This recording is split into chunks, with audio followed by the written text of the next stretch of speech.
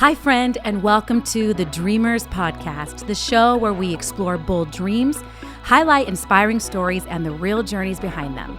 I'm your host, Lydia Ingeniery, and each episode I sit down with creators, founders, visionaries, and everyday people who dared to imagine more and did something about it.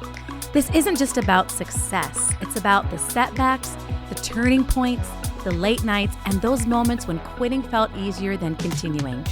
So whether you're building something new, standing at a crossroads, or simply searching for inspiration, you're in the right place. So take a breath, lean in, and let yourself dream a little bigger.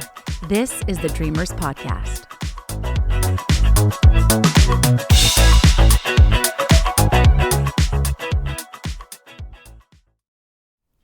Hi, everybody, and welcome back to the Dreamers Podcast. I am so grateful that you are here with us today.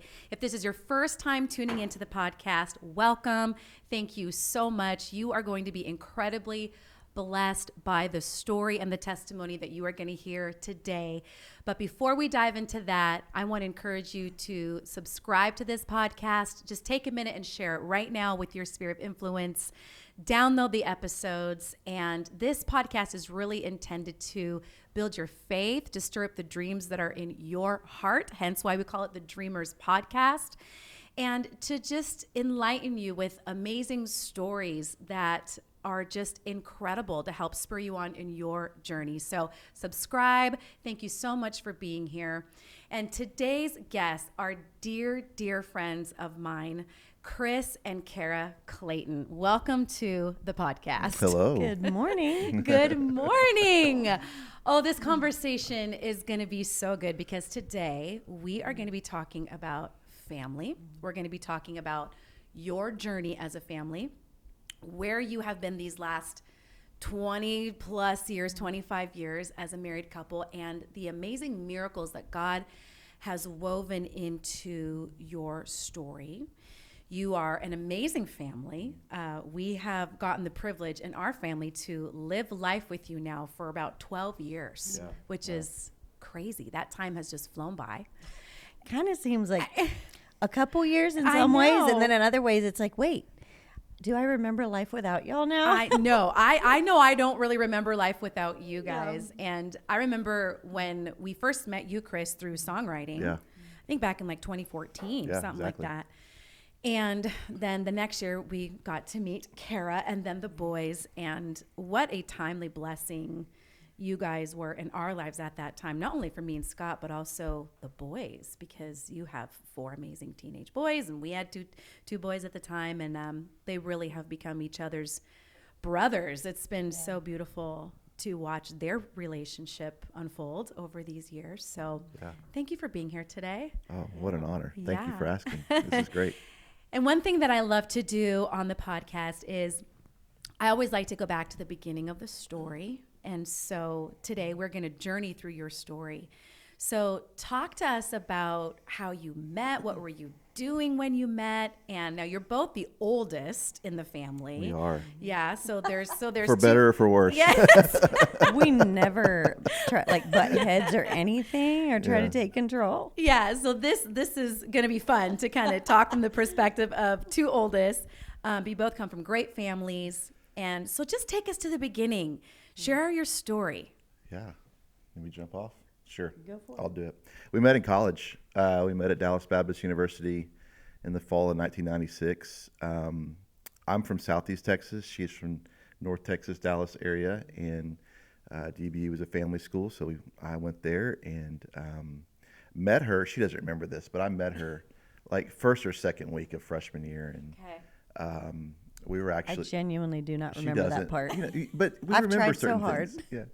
Yeah. That's okay. We actually got set up on a kind of quasi blind date a little bit. There's a homecoming banquet at school. I didn't have tickets. I wasn't planning on going to this thing. I didn't know my friends were going to it. A mutual friend of ours connected us together and said, Kara doesn't have a date. You don't have a date.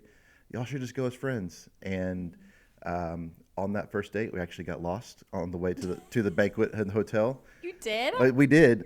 Yeah. To this day, I think it's to be determined whether it was intentional on his Well, part or not. I'm just kidding. I'll carry that to my grave. We were lost. We were lost for a few hours. We were. Oh, wow. Okay. With my best friend and her Yeah. boyfriend, who is now has been husband for 26 plus years, Okay. behind us. But So we weren't alone. I was smitten after one date. How could you not be? I mean, look at her. I know. I pursued her for a year. It took me a year to get a second date. Wow. I do remember that. Yes. That was a long year. Yeah. But we served together in ministry, campus ministry there at DBU on worship team and stuff like that. So we were around each other constantly. I finally had, it was a lot of my fault because I didn't have the nerve to really ask for a second date until the second banquet came up that year. All right. Interjection. I tease him a little bit because in high school and up to that point, I was kind of like outgoing, had lots of friends, like loved doing all the things. When I met him, he was like a hermit in his college dorm room. Like, he'll admit it. Yeah. And then I tease him because I'm like, once we started dating, then he got to know everybody and did all the things. I'm like, I brought you out of your shell. And then now he's the one everyone knows. So Yes. we traded places. So That's hilarious. yeah, so we got it. We went to the homecoming banquet our sophomore year, Okay. and finally she drank the Kool-Aid, and I won't say fell in love, but we quickly started dating after that, and then it just snowballed. We dated 3 years in college. Okay. Got married right out of college. January, we graduated in May. Got married in January, and I just started this whole life of ministry and Amazing. popping kids out, which we'll get into. And So, you just celebrated your 25th 25. Yeah, wedding 20 anniversary. 25. You guys, congratulations. Thank you. That is such a huge milestone. That's incredible. So what were you studying in college at the time, Kara? well, yeah, she's actually the real musician. I actually Okay. was studying music Okay. and have a degree in church music. Uh-huh. And then he was actually studying business. Yeah. So again, I feel like Yeah. it's kind of funny because upon becoming a mom, I laid down music over time a little bit more, and he, was picking up the baton in the music area. But we've definitely both, since I was little, music was a part of everyday life. Yeah. In my family, my mother was a pianist, Yeah. a beautiful pianist. And so Yes. in church, we were constantly singing, and my mother was playing for us and all the things in church. Amazing. So that's been my whole life. Yeah. And then taught music in school with the Yeah. boys and taught Yeah. private voice. But genuinely just wanted to be a mom. Yeah. Since I was little, that's I'd say number one thing when people would ask me what you want to be, what do you want to do when you grow up? I wanted to be a mom. I loved watching my mom. We had 6 kids. Little bit on my background, just prior to college, and what put family so near and dear to my heart. There was 6 kids. I was the oldest of 6, and we had a wide range. I'm almost 16 years older than my youngest sister. Okay. It was almost kind of like 2 families, although Yeah. it was the same parents, but there was 2 of us that were real close in age, and then a 10-year gap, Okay. or 8-year gap between the second one and the third one. Okay. And then 4 more, there was the 4 Yeah. more. And so I kind of helped raise them Yeah. a bit prior Yeah. to going to college Sure. and then getting married. But they were like little kids when we Yeah. got married, Interesting. which was a lot of fun. And I cherish that now with our story, having older ones Yeah. and a younger one. I see right. how intentional God was Yeah. in giving me that experience. Yeah. Even he had a little bit of that. He's 9 years older than your youngest Yeah, brother, definitely. or your younger brother. And so, up until college, even though music was a huge part of my life, so I was like, yes, I'm getting a music degree. Family was still what I really wanted to have. Yeah. And so I don't Yeah. know, they always, your senior year, it's like ring by spring, that's like Yeah. the running joke when you're at Right. a Christian college, you Yeah. know. And so, gosh. but I don't know that was my goal going into school, but Sure. it definitely, upon meeting and falling in love and Yeah. then knowing we wanted to get married, I just think it made sense to me. Yeah. Family was what God had Sure. laid on my heart Yeah. since I was young. And I knew if I wanted a bunch of kids, which he wasn't sure he wanted a bunch, but I knew I wanted. Okay, I was going to ask We that. did you have, want a big so family? we had that conversation when we were dating, and I'm pretty sure he always said 2 or 3. Yeah, well, because we could fit my whole family up on both these couches almost. Right. I have a very small family. And I think the first time I ever went over to her house when we were dating, one of the first times on a holiday, there was like 50 people in the house. And I remember having to go outside and like get air. It was a little regulate. And just like decompress for a minute, you know? I think my family Chris. felt a little more like a circus It was. to him compared to his family. I'm sure it was a change. And the first time I ever went to anything where his entire family was going to be, he had told me. I was flying to Beaumont by myself for his sister's high school graduation, and he said, my entire family, both sides, will be there. My expectations, that's going to be a bunch of people. And I think, there was maybe 10 total, all of us. That might be stretching it. Yeah. Tops. That's awesome. And so I just That's remember at awesome. one point I leaned over to him and I said, when does everyone else get here? And he looked at me with this confused look. And I looked at him with a confused, Like, equally "This is it." confused look. And he said, what do you mean? And I said, you said everybody was going to be here from both sides of your family. And he was love like, it. we're here. I was like, oh. It's hysterical. So it's just funny. Yeah. I mean, both of our experiences, Yeah. the first time meeting our whole entire families were just polar opposite. Yeah. And so yeah. And when we had those conversations in college, our numbers didn't exactly line up. Because I'm the oldest of 3. Sure. She's the oldest of 6. 6. So I didn't grow up with a lot of siblings like she did. So it was, I really didn't, I don't know if I even had a number, but I don't think 5 was on the radar. Oh, it wasn't. But here we are. It was on mine. But here you are, and you got 5. Yeah. So you start having kids, but you had your boys very close together. Was that intentional because you did not want to have them spread apart because you both kind of grew up spread apart from your siblings? Intentional? Heck no. No. I was like, wait, that was a dumb question. I'm sorry. I should have asked that. But it's a valid question. Yeah. A lot of people ask, like, Yeah. did y'all plan that? Yeah. No, we did not. Because it But was like every year for 4 it years. was Yeah. from 2003 to 2008. So if you do the math there, Yeah. that's a Yeah. 5-year Yeah. stretch, but it's September to May, so it's less than 5 years. Yeah. It was a little over 4.5 years. We had 4 boys, had 4 and boys. so Yes. it was, Yeah. It was her pregnant era. Yeah. yeah, Yes. for sure. Your beep, root, and multiply. So I like to give credit to the Lord. Yeah. We did not plan it, but we fully believed God was sovereign. Yes. And so while our emotions were having to catch up with his plan, we trusted him. Yeah. And I remember sitting on a dock. We were at a summer camp. He led every summer. He would lead worship at summer camps. That was since we first initially got married. And Cohen was 5 years old. So they were 5 to almost 10 years old that summer. And I remember he was helping them fish. And I don't touch fish or worms on hooks or any of that. But I was watching them, and they were just, eating it up. They loved going to camps with their dad and watching him lead, all these teenagers in worship. And then here we are sitting on this dock. They would always get to do these fun activities. It was vacation to them. Sure. They thought he had hung the moon, that he would take us in a 15-passenger van, to camp. A kid's dream. I remember I had been questioning up until then, Lord, why me? I'm not, I can't raise 4 boys. This is wild. And it was. There were a lot of crazy moments. But I remember sitting on that dock like it was yesterday, watching them laugh and giggle and fish and, catch these little dinky fish and be so excited about it.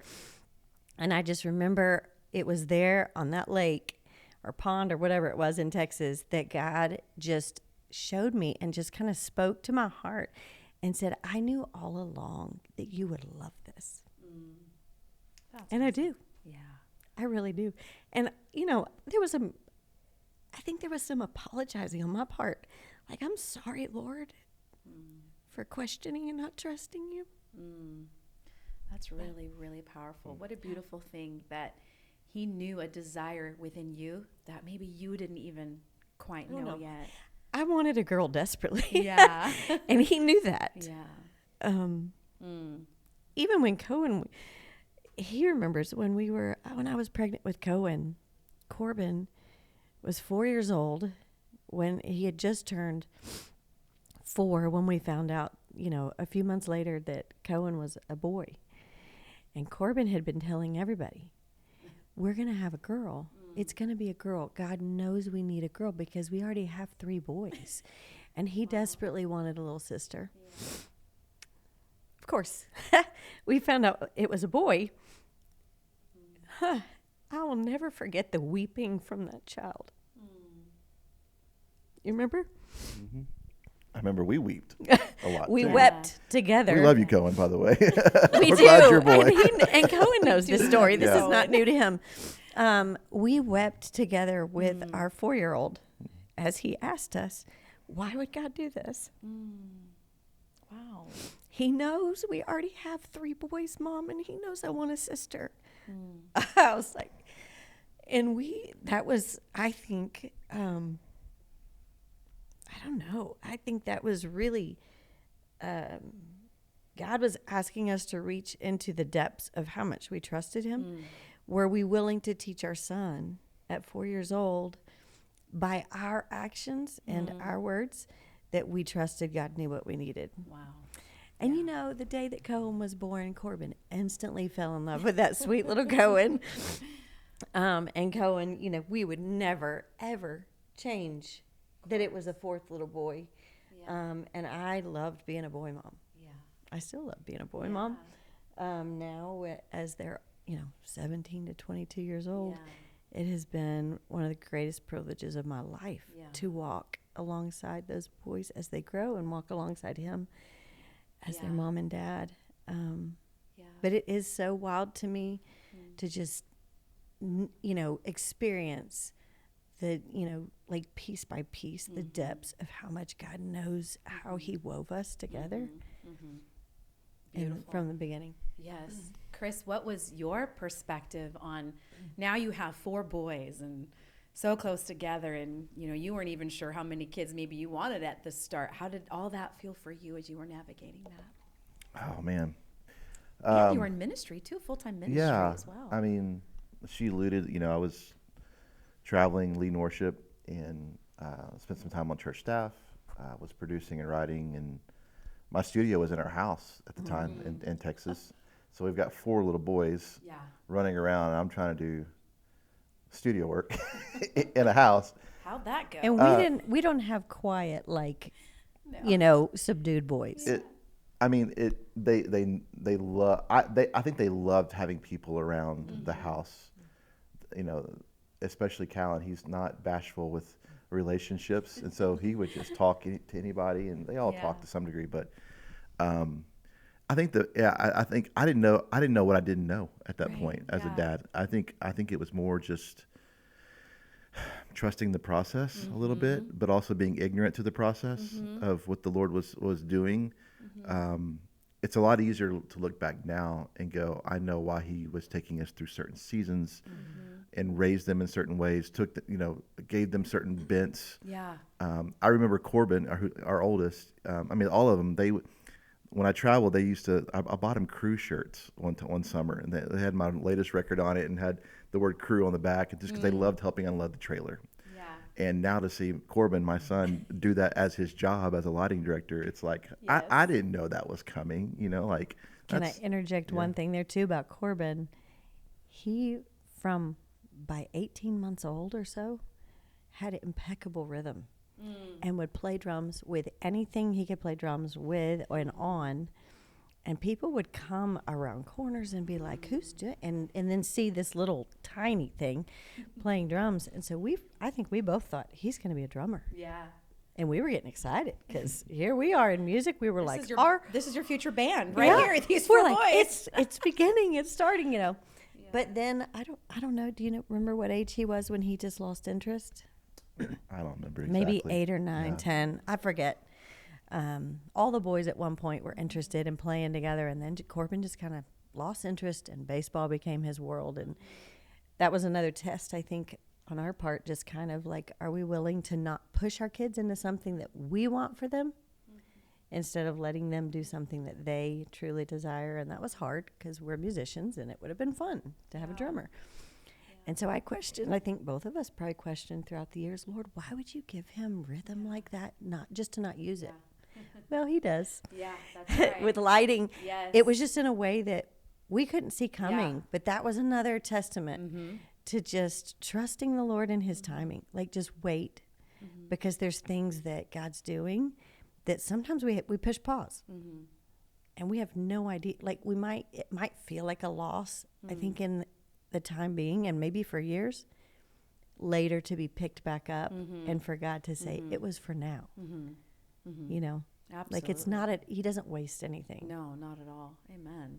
So talk a little bit about what it was like, though, like doing the ministry with the kids and, like, you know, because this is the place that so many young parents find themselves in, is like, we want to have a family.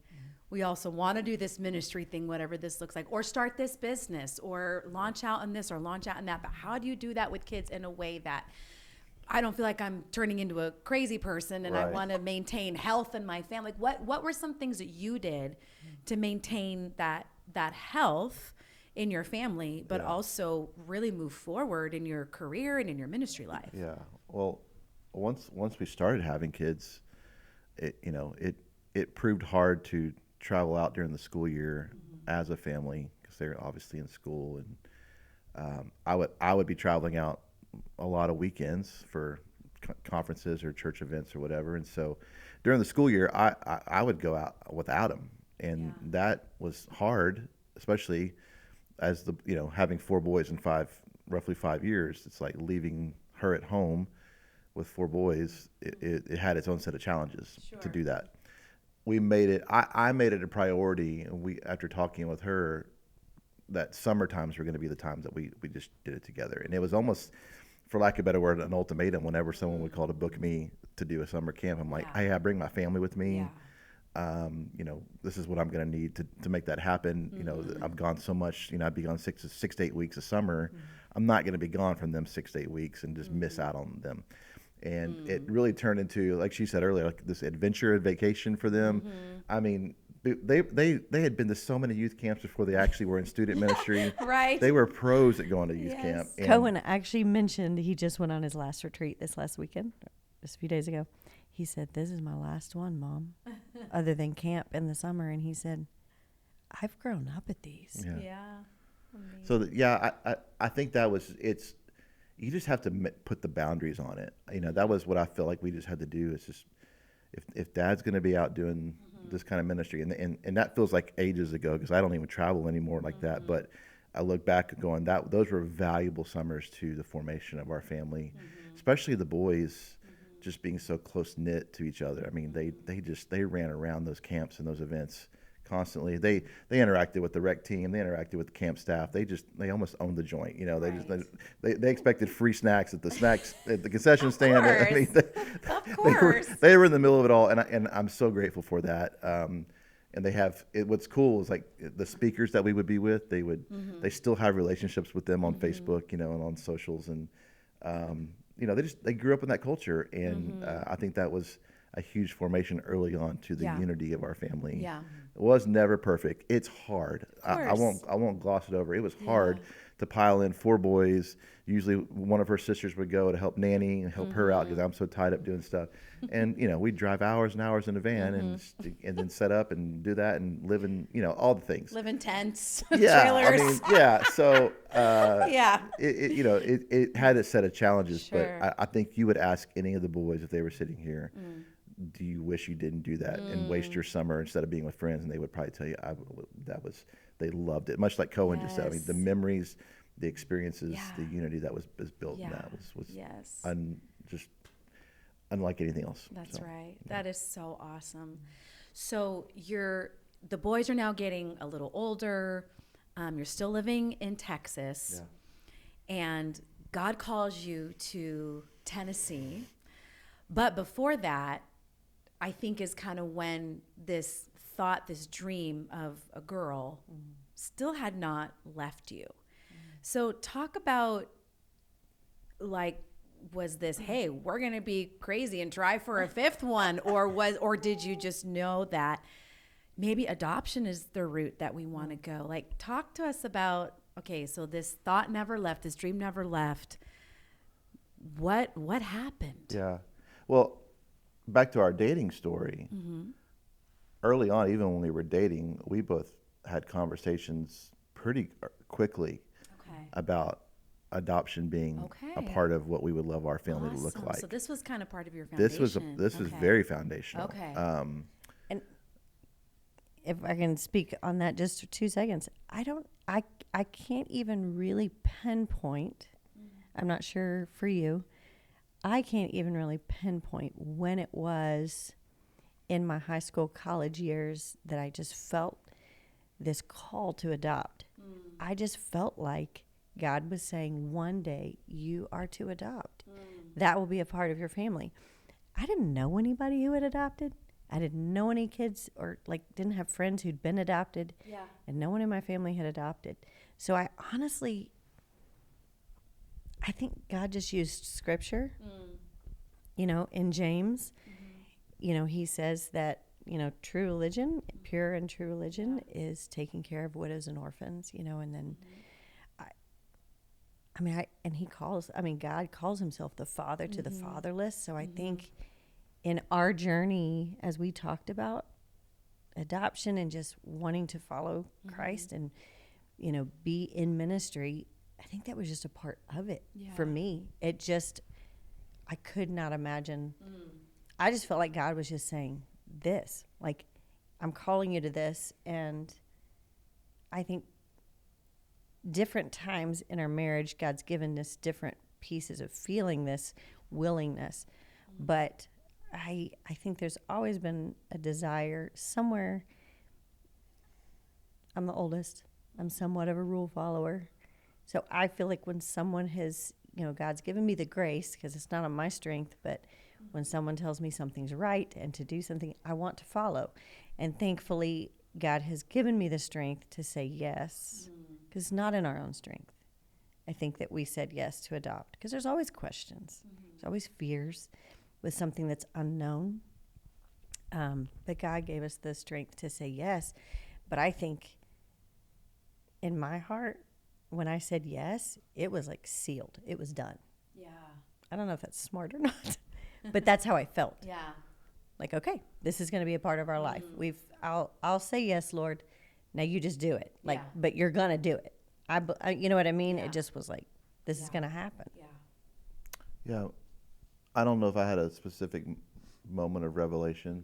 I don't know when the clouds parted and God imparted his word of adoption. I remember, I'm a big Stephen Curtis Chapman fan, and to this day just adore his music, his ministry, and not just his music, but his heart for adoption. You know, he's got Show Hope, and I would go to Stephen Curtis shows, and that was always a big thrust of his stage time, was just talking about that organization and him and Mary Beth's heart for adoption and why they started that, because obviously they've adopted and their story. And I would hear those stories and just be so inspired about what they were saying. I honestly thought we were going to adopt internationally for years. Yeah. I mean, we talked about that. Yeah. And you know, that was. And then I think the pivotal moment for me personally was my youth pastor Andy growing up. Spent some time with him. I was actually leading worship at his church in San Antonio, and he was telling me about their a foster adoption story with their daughter, and how it was a domestic adoption, and that just was foreign. I had never thought, you know. And we just got to talking about that. Just really the great need of kids who need to be adopted, who are in our own backyard, who live in the cities around us, and there's. Not to belittle the international side, but there's so many boys and girls that just need a home around us, and that got me thinking. I shared that with her, and then that was kind of maybe we start exploring this whole fostering or adoption, domestically here in. We had no idea what that looked like. We had no idea what international. We knew what our heart wanted, but we had no idea what the process nor the journey ahead of us was going to be. So, again, I say probably we knew what we didn't know. We just that idea of we just the yes was there. Yeah. We don't know what to do next. Yeah. That's what I was going to say. I just think I think so many times our hearts as humans want to know the details. Yeah, for sure. And we want to control the how and the when and all these things. Yeah. But I think so many times God is just asking us to be an all-in yes. I remember at one point, this was 4 or 5 years before we moved to Tennessee, he and I very strongly felt like God was saying, pull up the anchor and be ready to move. We didn't know. We weren't even thinking out of state at that time. Yeah. We just thought, we were honestly, I don't know what we thought. But we both very strongly felt like God was saying, yank up that anchor and be ready to move. Well, it wasn't until years later. It was a new season. I left the church that I was on staff at, which is the church we spent all of our time in Texas at for 16 years. But I was on staff for a season, and I was just full-time production, songwriting, and at the time traveling. And so that was kind of it was around 2011, 12 when it was like, okay, well, nothing is tying us here per se, job-wise. We have family here, but anchor up. And that's kind of been kind of a motto in our family. Let's just, we live life anchor up. Yeah. And so I think to put it in perspective, like the dream was there, the calling was there. We had, like I said earlier, we didn't know what the next steps were. And a lot of that was, I don't think we wanted to know because I think it was very fearful. To give you timeline to kind of keep the story progressing, like we start investigating what it means to do the fostering system in Texas, like the training, the paperwork, all just the red tape of what that started. We had a couple in our neighborhood that had done adoption and fostering. I think they did fostering as well. And they were a great kind of sounding board early on for us to kind of just ask questions.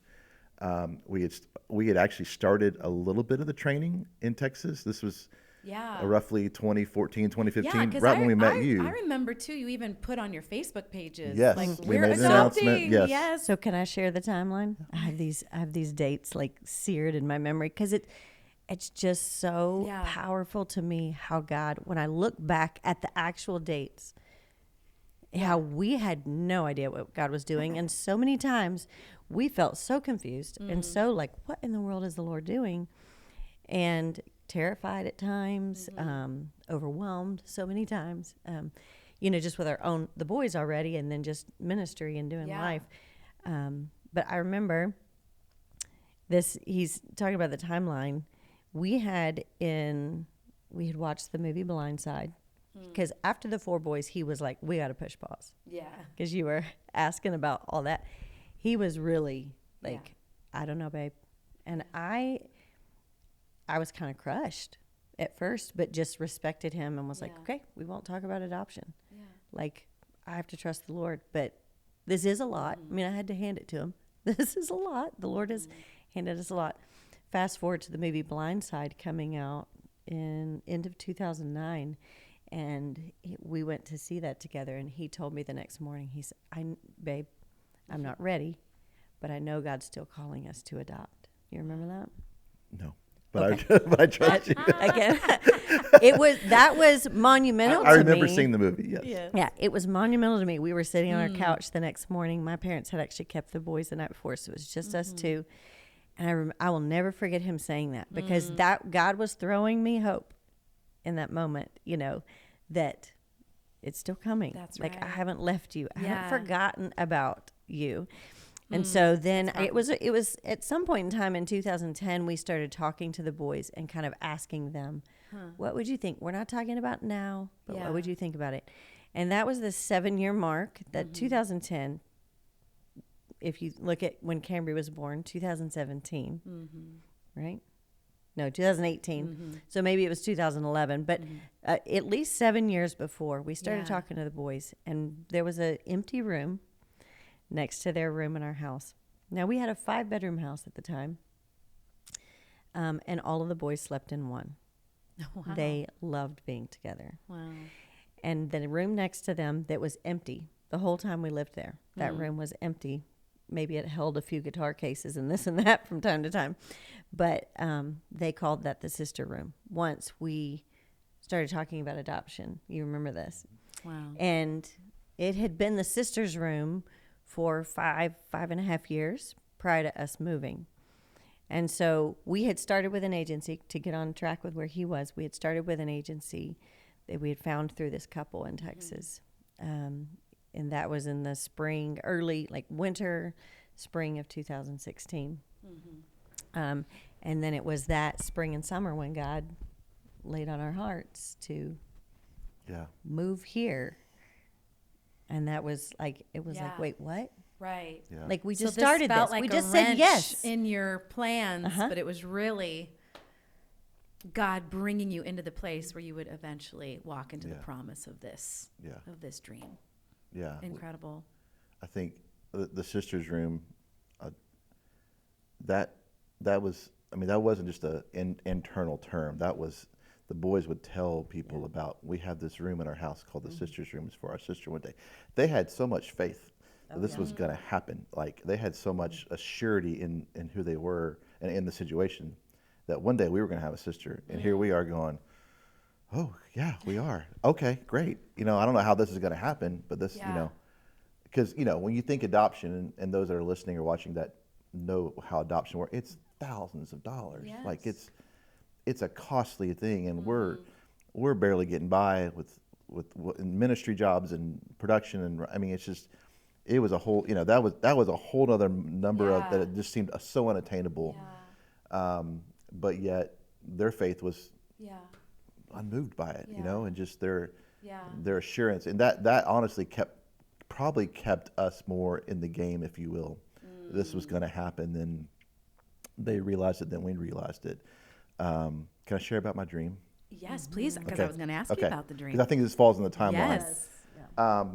And I'm a Southern Baptist boy, you know.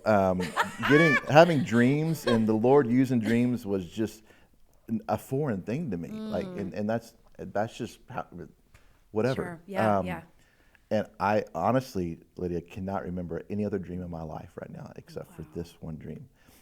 We were still living in Texas. This had to be a couple of years before we moved, and I had this dream that I was in a room, and there was a large figure. I don't know how I even describe him, other than just a very large, non-human figure. Like, just, I looked at him and I was just like, you're not like who other people. You know, this was it was very dark, and he was guarding this baby, this brown baby, and I was facing this person and essentially fighting him, I guess. And I remember I rescued the baby and I ran out of that room into a room of our family, like not just the boys, but like my parents and her parents. And it's like, all I can remember saying was, I got her, I got her, I got her. And I woke up and everybody was cheering and celebrating. And I woke up and I was just like, what was that? Yeah. And I shared that with her. And for the longest time, I didn't share it with anybody. I just shared it with her. And because I didn't know what to do with that. Like, okay, well, it was almost more frustrating than it was like celebratory, because here we are going, okay, we know what we're called to, we know what our dream is, and then you give me this. Well, yes, it should be some kind of assurance, but also it's very like frustrating. So that I still process that today. I still don't know what all that meant, and maybe I won't know for many other years like the full story of that. But I don't want to get too ahead of the story, but it started to make sense here shortly after we moved to Tennessee. We moved in 2016. I had signed a publishing deal out here. We were on the same team, and that's what I did. About a year and a half of that in Dallas, was traveling a lot to Nashville for rights and production stuff, and we were just like, I think it's time to move. And I was like, who at age 38 with 4 kids moves to Nashville? You're supposed to do that when you're 20. Well, I know. I know. Thank God. But you had to go first. In many ways, we were the guinea pig for a few people. Thank you. But it, and I'll get more into this in a minute. But little did I know, and what we knew, that it was set into motion. What it has set now into motion with our family. But So incredible. to keep going with the timeline, Yeah. fall of 2017, birth mom was actually in St. Thomas, and there was a hurricane early in her pregnancy, which she didn't know about, and she moved back to Tennessee. And so little did we know, we had moved in fall of 2016 to Tennessee, not knowing why would God push pause on our adoption, again, like when we finally, really get rolling on trying to move forward with this. We move fall of 2016, and then, birth mom wasn't even here, but then due to, that massive storm that, was bad in St. Thomas, but she was protected. She moved back, and so she moves to Tennessee. So we're all in Tennessee now, not knowing anything about each other, though, but I think about how God orchestrated those two moves, with various things. He was preparing for our lives, to meet. And then January of 2018, I had a vision, which is really, again, I wasn't raised Southern Baptist, but I was raised in a Bible church, which is basically the same, almost the same. But there was a couple that was couple years older than me from my high school, that had younger siblings as well. And the girls, it was these two girls, their dad was an evangelist, and I had grown up hearing him preach. And I got word one Sunday morning that one of Jana's daughters, they had 3 daughters, their middle daughter had been killed in a tragic accident the night before. And so it was kind of going through, like people were sharing from my graduating class, with each other. So I had gotten text from a friend asking if I'd heard about it, and I'm just weeping because I knew what the Lord was doing. Tim Lee, the evangelist, he's been an evangelist for over 50 years since he was in Vietnam and his legs were blown off. And he's had a powerful ministry for years and years.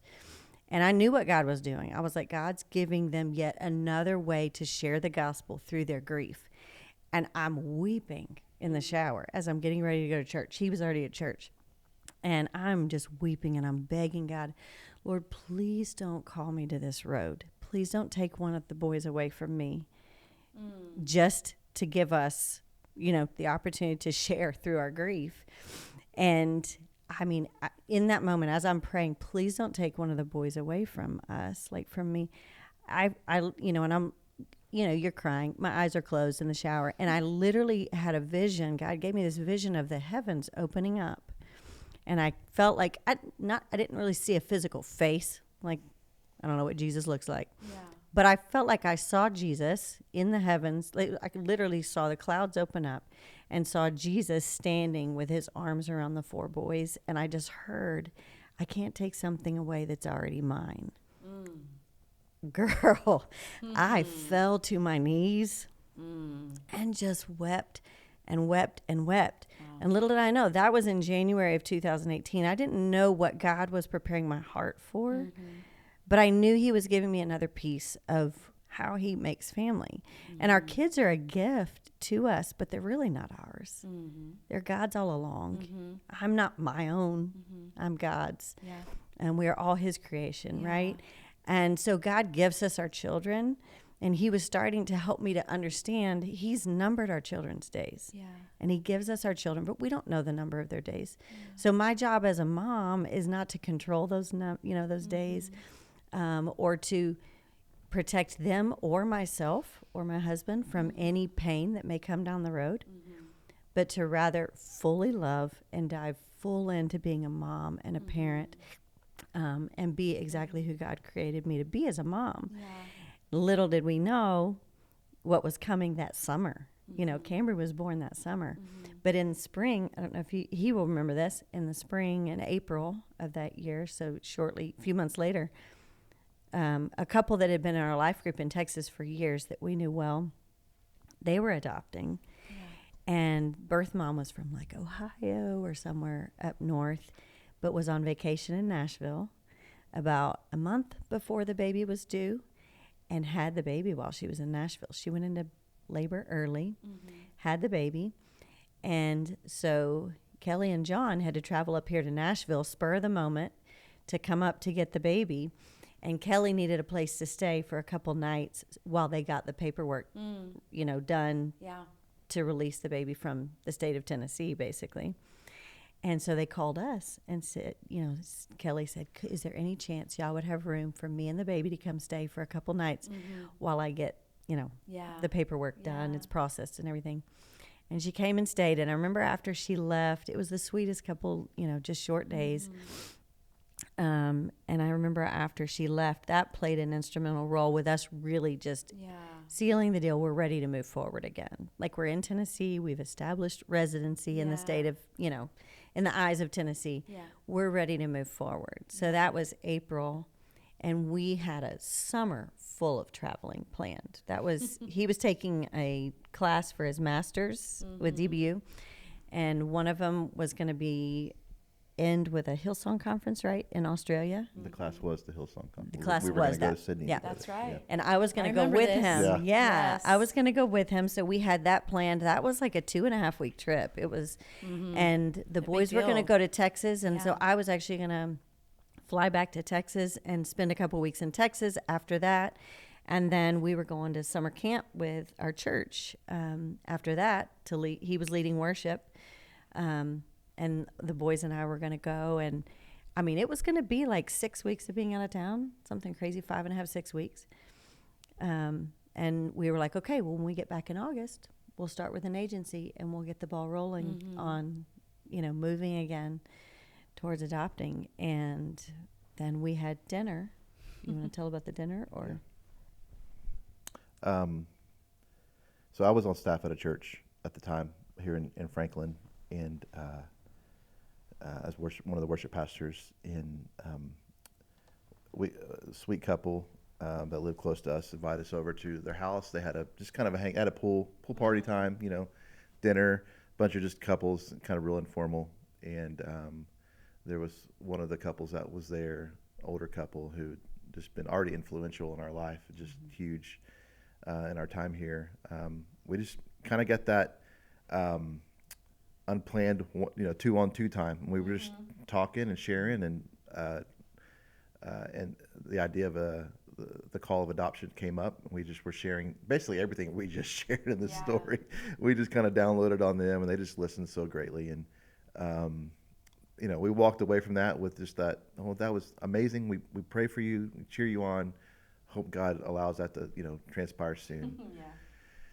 And that was on a Saturday. That was June 16th. June 16th, Saturday. Yeah. Sunday's Father's Day. The next day, I'm leading worship. I'm there, and do the Sunday thing. We go home. Monday happens. I'm in the studio. I have a write that day, and so from 10 to 2, I'm out of pocket. We're writing, and I see a phone. We'll get done with the ride around 2. My phone had a little voicemail on it, which I still have the voicemail, by the way.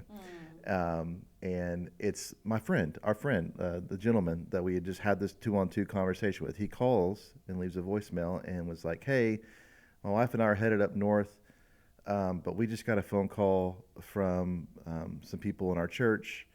You guys had mentioned adoption on Saturday. We have, this literally his words were, we have something that may be of interest to you. Wow. And I'm standing there in my studio. Everybody had left. I'm standing there going, what in the world? I just felt this and then all the while though, we had plans that night to go to the Ryman. It was Third Day's final concert on their tour. I'll never forget it. And they're already on their way to come get me. And I'm like, so I back up. I call our friend. Yeah. And he just tells me, hey, there's a family in our church. Their daughter just gave birth yesterday on Father's Day to a little girl. She's born in Franklin. She's in the NICU in Nashville. She's healthy. There's just some precautionary things that they're looking after. Yeah. But they can't keep the baby, and we thought of you. Wow. I mean, it was just that like cut and dry of like, baby born, baby needs a home. You mentioned adoption. Wow. What do you think? And I was like, I joke, I tell people, I remember nothing of the conversation other than I just remember saying, I probably need to talk to Kara about this. and then I realized after I hung up, I said, they're coming to get me. And I'm like, do I bring it up? do I tell them now and potentially, quote unquote, distract, ruin our night? Because we've planned this for a long time to hang out at this concert. First time at the Ryman for the boys. Like, and I remember getting in the car going, no, I'm not bringing this up right now. Like, I just, this is, I need to think about this. And so To this day, I don't know how he did that. Wow. Well, what was harder though is like we're at the Ryman. I remember nothing of the show.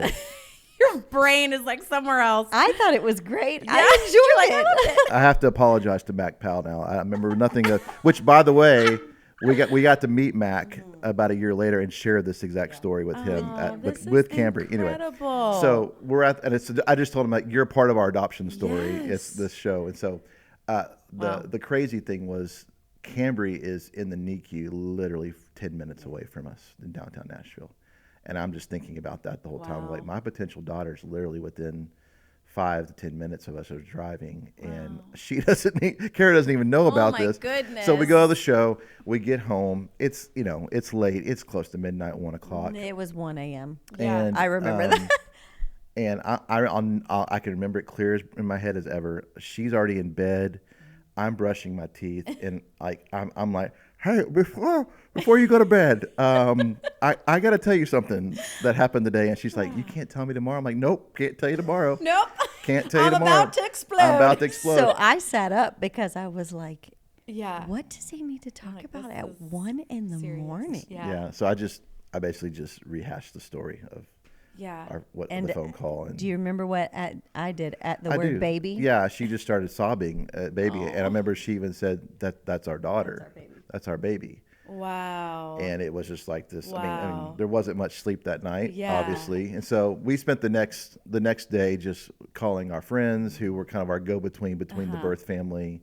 Eventually got in touch with, an attorney. We had no attorney. We had, we had nothing. Yeah. We just had our yes. The state of Tennessee officially did not know we wanted to even adopt. Yeah. You know what I mean? Like there was no agency. This jumped the gun on everything.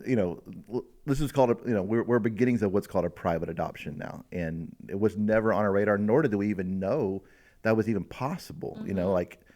It was just, there was a need. It was a church being the church, honestly. Yes. It was just the church going, hey, there's a need. You have a dream and a yes, and being obedient. What do you think? And of course, and so, that week was probably one of the most challenging weeks of our marriage in 25 years and just polarizing because it was full of excitement. Yeah. We couldn't talk about it. Yeah. We've got a whole community, y'all being part of that we couldn't even share this. Yeah. And not because they were saying things secretive, but it's just like we didn't know what to share or how to share it yet. And to bounce off that, we were 20 years into this journey at that point. So part of why I think we felt like we couldn't share immediately was because there had been so many emotions already wrapped around this journey. Yeah. It felt like if we share this with a bunch of people, like all of a sudden, and then it doesn't work out, it's that much more emotional. It's that much more difficult. Yes. And so it felt like something that we needed to figure out as a family. And with a couple, I think there was maybe 5 total, 5 or 6 people total that knew that were kind of involved in helping this happen. And we just felt like, no, we've got to figure this out. We have a few days to figure it out, and then we can share. Yeah. So we went up. She was born on a Sunday, and we didn't meet her till Wednesday. We went up to the hospital because, Monday was the day we found out. Tuesday was a bunch of questions and just praying, like, is this what we're supposed to do? And asking a lot of questions about her health, the family's, everything, the situation. Can I brag on you for a minute? Of course. This one helped me pray about it because y'all, I was Yeah. ready to dive over the cliff Yeah. instantly with no prayer and no Yeah. And I'm not necessarily saying either position is bad. Sure. Yeah. Yeah. I think Yeah. I think actually that's the beauty of marriage and the way it should work. Even though in the moment it doesn't always feel good, I'm kind of over there going, "What the heck are you waiting on?" And Yeah. he's going, "Hey babe." Yeah. But I think that's Yeah. the beauty of Yeah. marriage. Yeah. God gives you both so that you can balance each other Yeah. out. Yeah, because at the same time, I mean, there were going to be finances involved that we did not have, you know, attorney fees and home study and just other ancillary things that were going to come up that were like, we don't have that. Yeah. And so we met her on a Wednesday night. I remember going up there and just it just fit. Like I don't know any other way to say it other than she hadn't eaten much in the NICU. Yeah. And when Kara fed her first bottle from Kara, I mean, she drank it right down. Yeah. It was one of those mom moments for her that she'll never forget of just like, yeah, this is, there's a connection here. And like, even looking at the photos that we have now, just her eyes lighting up, you know, in that little 3-day-old way, you know, it just fit. And Yeah. I'll let her fill in the gaps where she wants. But the next day we brought the boys up, and which wasn't a normal thing. They don't normally let kids back in the IC in the NICU. Yeah. But when the nurses heard about our story, they were like, "You're coming. We're bringing all the boys." And I I remember specifically said they have to meet her together. And another cool thing, Wednesday when we met her, when we walked in the NICU, the nurses kind of looked at us like, "Who are you? You know, like, why are you here?" And we told them what we were doing, and the whole place erupted in celebration. Oh my gosh. Because there's so many stories of just Yeah. babies even being abandoned in the NICU, Yeah. you know, and just heartbreaking stories that happen in that facility, that when a story like ours comes through, it's like, it's just a breath of fresh air for Yeah. those nurses. So, Oh yeah. so Thursday, the boys met. That was a special day. They just were anxious in a good way just to get there and, you know, see her. And what they had hoped for had become reality all of a sudden. Yeah. You know, but things that it was already going to happen in their brain 5 years ago was coming into fruition. You know, Friday of that day was a hard day because we thought we were going to lose her because of the legal stuff. Lord worked that that's a whole nother podcast. Yeah. Sure. The Lord worked that out in its own way. And she was born on a Sunday, and we took her home the following Sunday. Yeah. So within a matter of 7 days, we went from no idea of a fifth baby little girl to bringing her home one Sunday morning. I got her. I got her. I got her. I got her. I got her. So, Wow. yeah, fill in where I've Yeah. forgotten.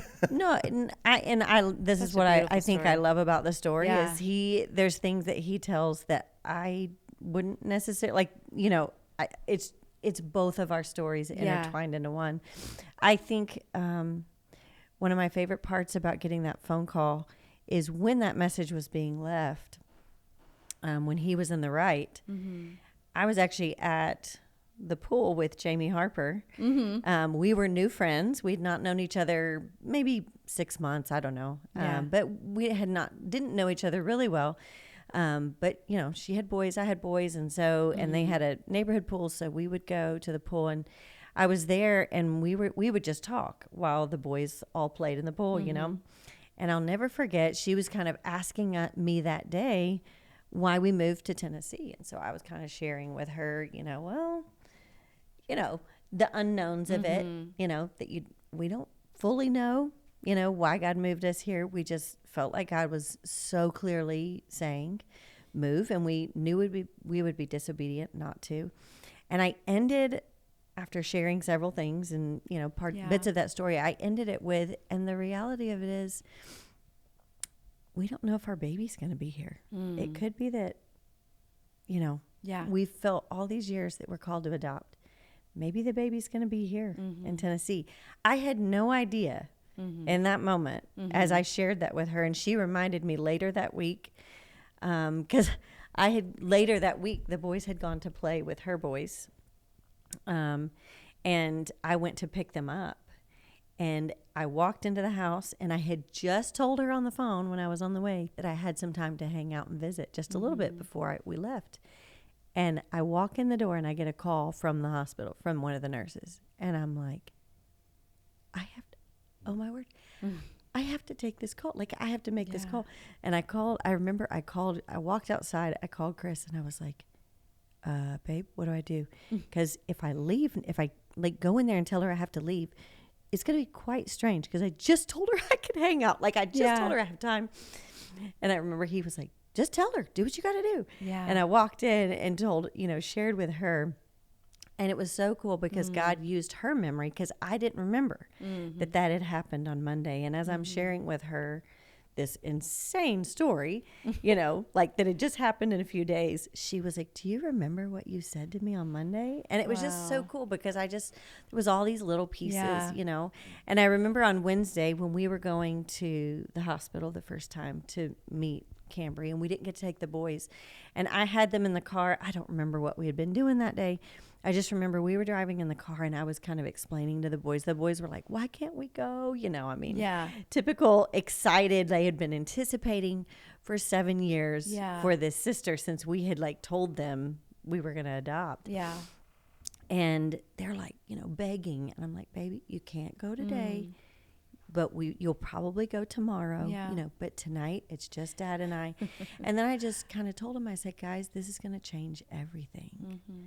But in so many great ways. I said, a baby needs a lot of care, a lot of time and attention and love. I said, but I want you guys to know, like, this is not going to change our love for you guys at all. Like, we're going to, we're not moving love that we have for y'all over to her. And Callan interrupts me and pipes up from the back of, our SUV and says, oh, we know, Mom. Yeah.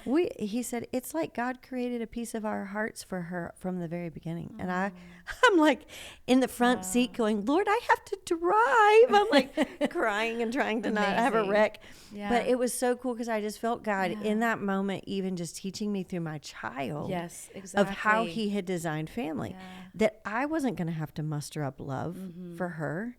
And that had been a question. I think it's a question everyone asks about adoption or fostering.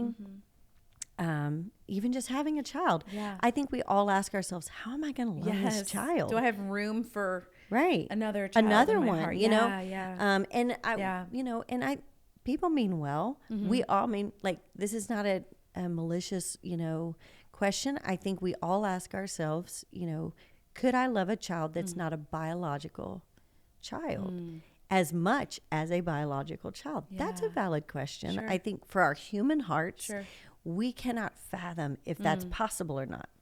So I don't think people ask that question out of a lack of faith or, lack of love. I think it's just a human question. Absolutely. And in the state of our human hearts, we can't really understand that.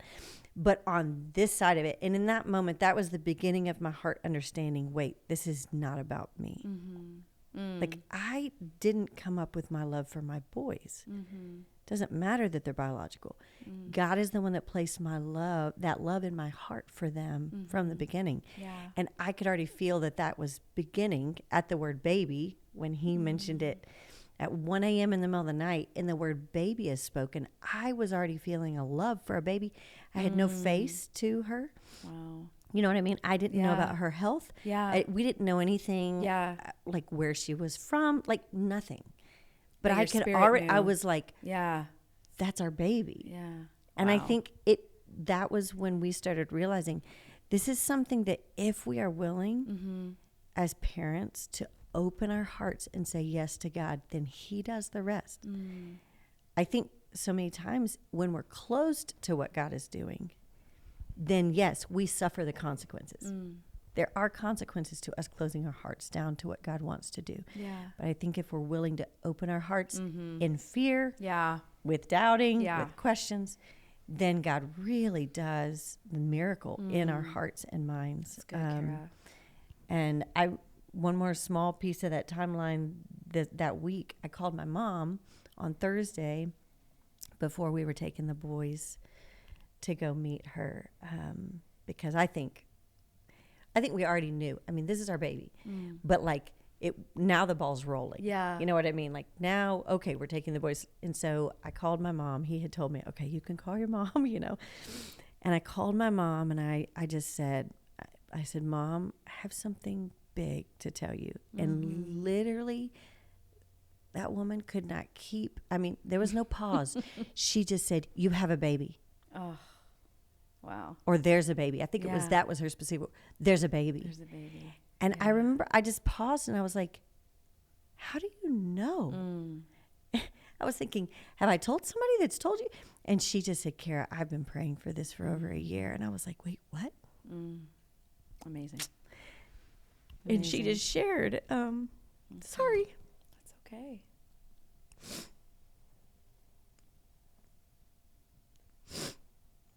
I wish she was here to hear this, but I remember her just saying, Kara, I didn't know adoptions were possible, like spur of the moment. We didn't either. She said, but her worship pastor, Mark Jones, back in Texas, him and his wife had gotten a phone call about a baby out of the blue, and they adopted this little boy. And she said, when I learned their story, as I'm, you know, because she was very close to Mark. She was the pianist of the church's worship team, and Mark and his wife were good friends of my parents. And so she was like, this story was very dear to her heart. She knew all the details of this story, and she said, I've been praying that this would happen to you guys ever since. And she'd never told me that. And so when I said, Mom, I have something big to tell you, there's a baby. Yeah. She believed in that moment that knew. God was giving the answer to her prayers. And so I just love that, you know, God, you know, God used our parents in our lives, obviously. But I love that he used my mom and her prayers, you know, in this. She loved Cambry. Yeah. Yes, she did. And Cambry left her. But that was a beautiful moment. Fast forward to that Sunday when we were going to pick her up. Sorry, y'all, for the tears. Don't be sorry. It was like, I knew when I had to postpone this. When my mom passed away, I was like, I'm never going to get through this without tears. But that Sunday when we were going to pick her up, remember we went to church that morning. And because we were supposed to pick her up that afternoon. And only a couple people at the church knew. I mean, literally, like a couple. And I remember the sermon. God was so intentional in the sermon that day. Blows my mind how he does these things. Yeah. But I remember Charlie said towards the end of the sermon, he said he had been preaching about God's promises that he makes to us and fulfills in our lives, but how a lot of times, you know, God makes a promise and then there's years of waiting sometimes, and we don't know. We have to trust God, you know, in that through that process. And as he was praying at the end, he just said, I just really strongly feel like there is someone here today who felt like God had given them a promise in their life, but it's been so long that you've built walls around your heart and protection, fearing that God wouldn't fulfill that promise. But today that promise is being fulfilled. Girl, Wow. I don't know if he remembers, but I ugly cried. He was like arm around me going, are you going to be okay? I was like, Wow. I was undone because I knew God was speaking directly to me, saying 20 years Wow. felt like an eternity to you. And I mean, I had built a fortress around my heart and didn't even really realize it. I think in my head, I was still trusting God. But I think brick by brick, you know, day by day, month by month, as it didn't happen, Wow. Yeah. I think I was starting to build up a fortress around my heart just in case. Just in case it didn't Just in happen. case God didn't come through. And in that moment, I just felt like God was saying, I see you. I'm still here. And you can trust that I always follow through. Amen. So our timing is not God's timing. Yes. Amen to that. Yeah. So we brought her home, Yeah. but there were still months ahead of us. Yeah. The finalization of an adoption takes months. We were in for a 6-month ride at minimum, just per the state, and we were having to, like I said, we didn't have an attorney. We found a tremendous attorney, reference through our friend Tony, and Ned was amazing and believer, and walked us through all of our questions, and amazing home study. But I'll tell you the one thing that was in that 6 months, even immediately, was the community. Yeah. Our community of people, from our church at Gateway to friends and industry folks Yeah. to, I mean, we didn't have a diaper, and like they threw an emergency shower for us, and we were given funds, and it just, every penny, every ounce of clothing, formula was just provided for.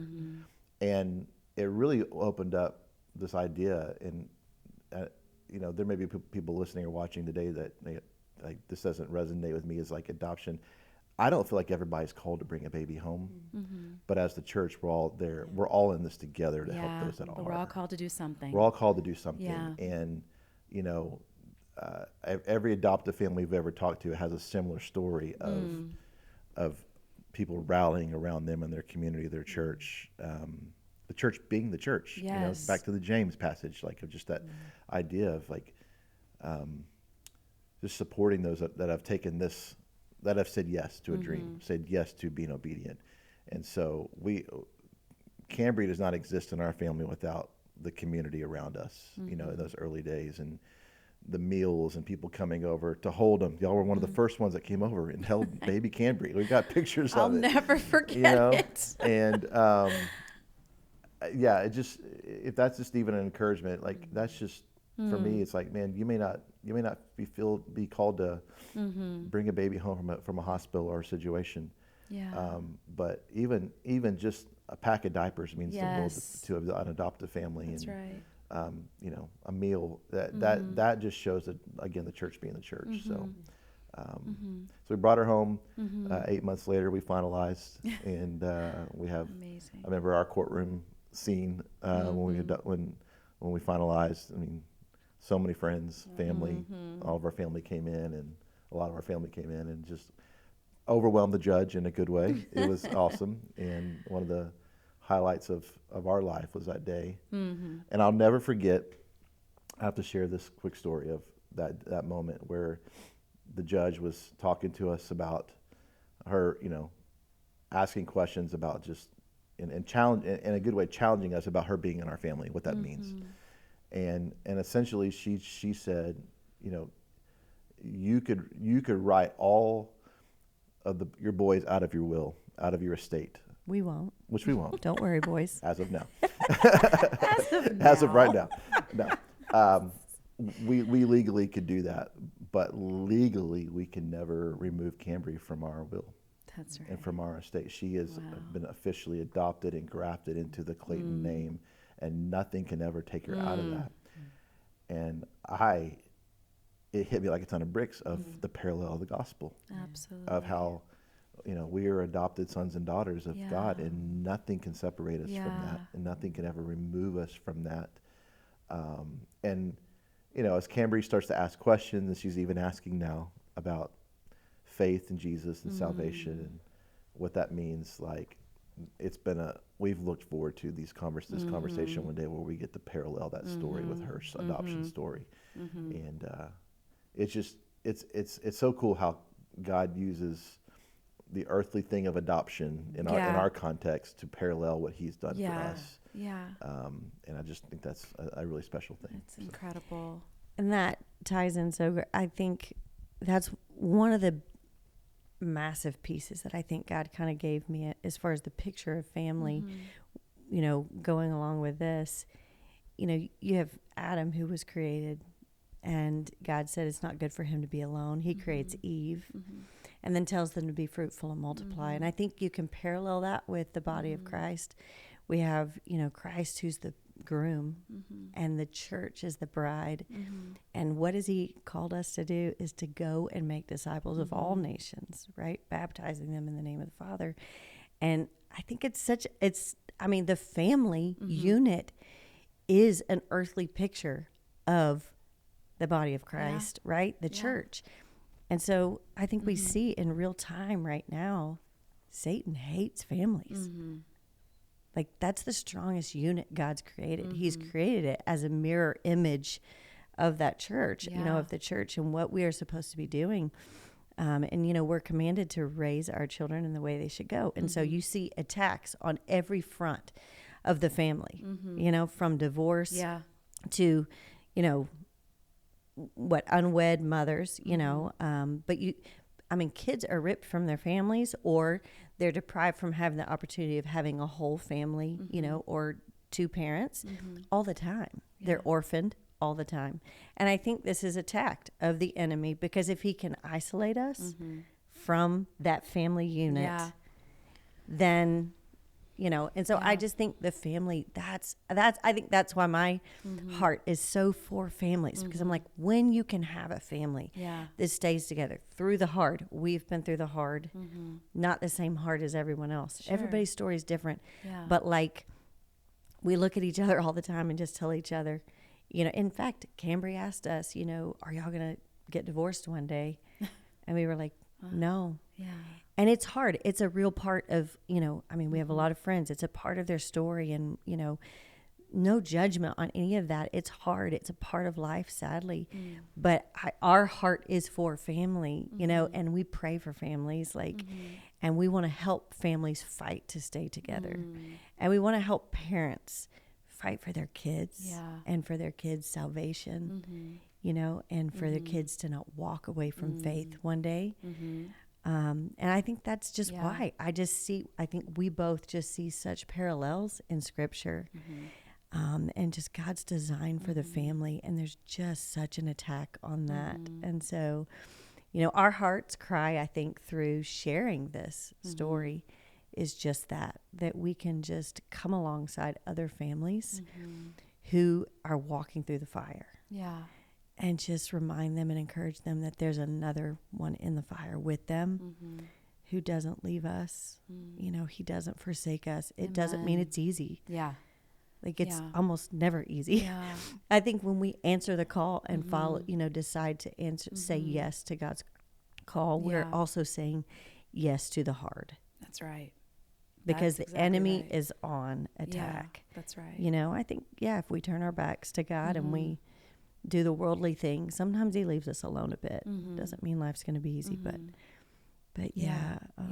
it's all those parallels. Having had a literal front row seat to this entire journey, starting at least at the 2014 timestamp, as a friend and as a close friend, well done. Well done. And, I get to be around your boys. Sometimes I'm around your boys more than I'm actually around the two of you because our house is like their house too, which I love and absolutely wouldn't have it any other way. I'll come downstairs or come out of my room and there's a Clayton boy, and it's incredible. And just to see the fruit of how they have been raised and also the challenges, the testing of your faith, the perseverance of your faith and standing on the promise, the pain and heartache you've even been through this past year, these past months, even the day that your mom went to heaven, you went to go be with your family and your boys came to be with us. Yeah, that's right. Yeah. And we got to sit with them in that pain and hold them and love them and feed them and hug them and kiss them and tell them you're going to be okay. Yeah. But it's also okay to not be okay right now. Yeah. I remember the morning you brought Cambry home and you FaceTimed. And I'm like, it's so early. Why is Kara FaceTiming? I was like, something must be terribly wrong, for Kara to be FaceTiming me. And I clicked, answer. And there was this gorgeous brown newborn baby. And I'm like, ah! I think I screamed. I was like, who is that? And I think I even knew. I was like, what? How did this happen? And just tears of joy. And I mean, like within 30 minutes flat, we were at your house. Just like, I don't care what time it is, we're coming. We're going to hold her and kiss her and congratulate you. And Cambry has been and continues to be the most delightful, spunky, life-filled little girl who in just 3.5 months is turning 8 years old, which is unbelievable. Absolutely unbelievable.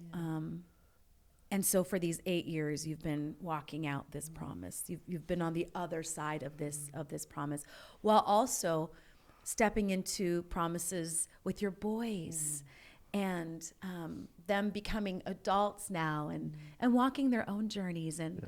But I just want to say, well done. Thank you. And we're so proud of you as friends. And I think sometimes as adults, we need to have another adult say, I'm proud of you.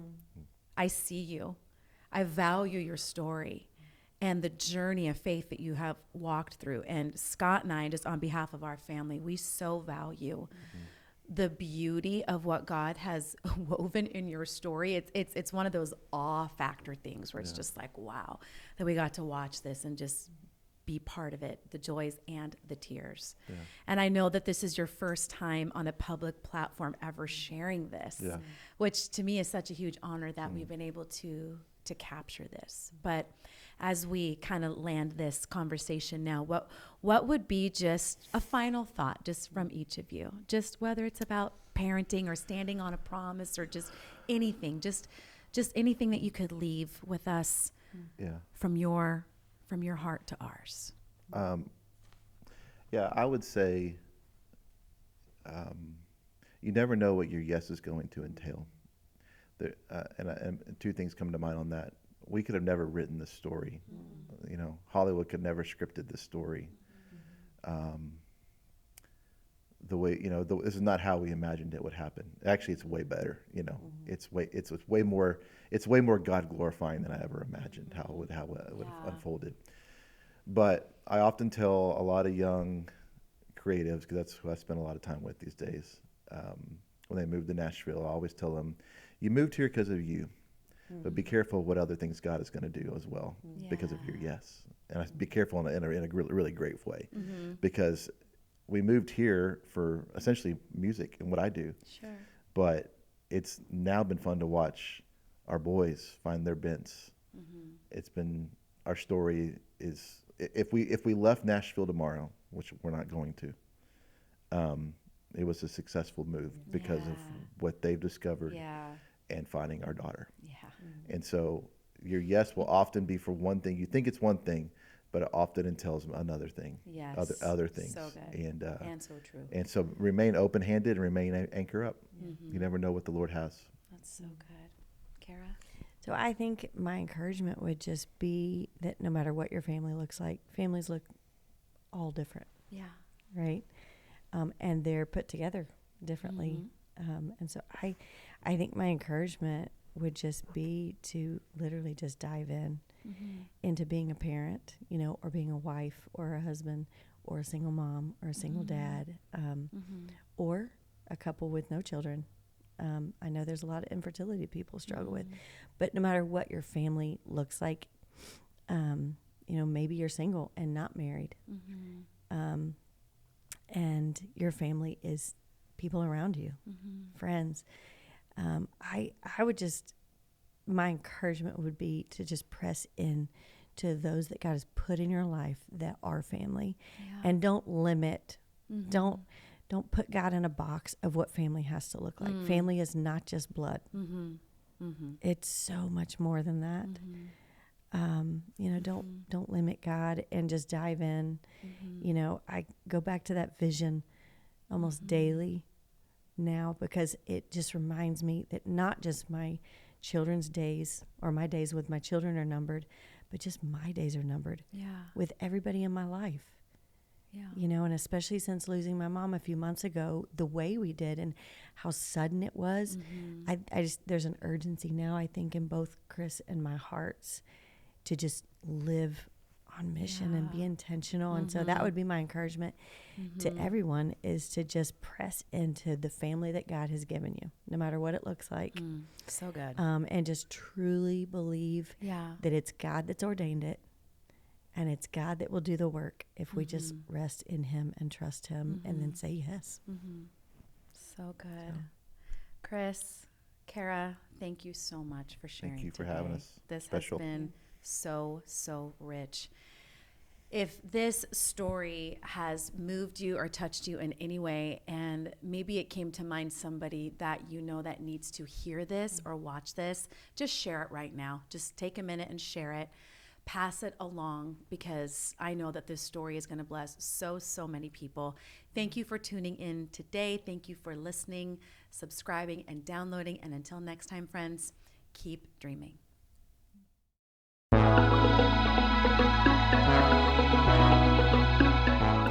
Dreams don't come with a roadmap, only courage, curiosity, and the willingness to keep going.